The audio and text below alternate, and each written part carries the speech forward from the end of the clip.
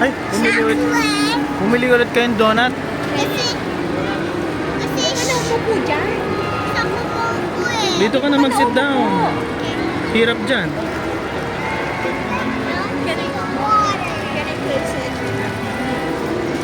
May kasama po pala kaming sausage na tutulog.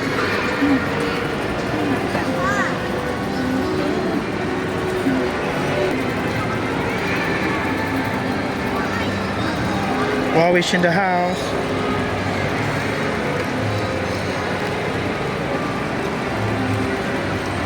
Ate!